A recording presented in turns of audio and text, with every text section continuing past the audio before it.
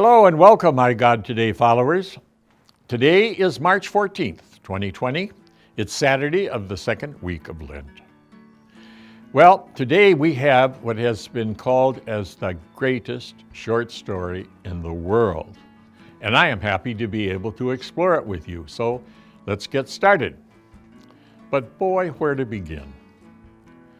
So the son was an ingrate. He was arrogant. He was selfish. He arrogantly went up to his father and demanded his rights. So the old man was going to die anyway, and he wanted his part of the will now. And his father didn't say a word, but he gave it to him, and then he waited. So the kid blew it all, and finally it says, very interestingly, when he came to himself, he wanted to come home. Jesus is pointing out that really, from God, we are really not ourselves. It is only when we are on the way home and back to God that we become truly ourselves. Man is never himself until he is at home with God.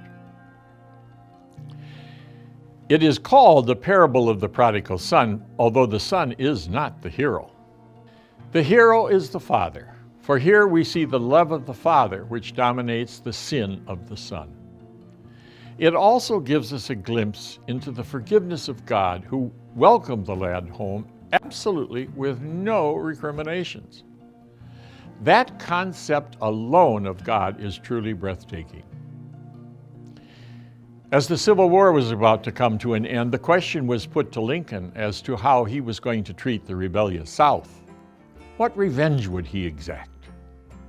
And the president simply answered, I will treat them as if they had never been away. I suspect Lincoln must have read this remarkable story. In contrast, of course, is the brother. He sees his years of filial obedience as grim duty and not loving experience. He refers to the prodigal son as your son and not my brother.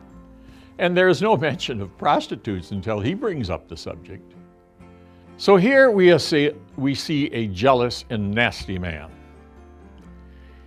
In the end, Jesus is telling us that it is easier to confess to God, the loving Father, than carry on living with and feeding pigs.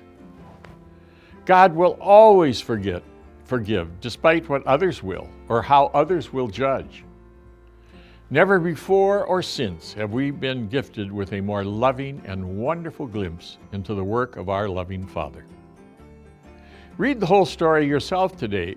It is truly a wonderful meditation. And text us with your own thoughts on this truly heartwarming story.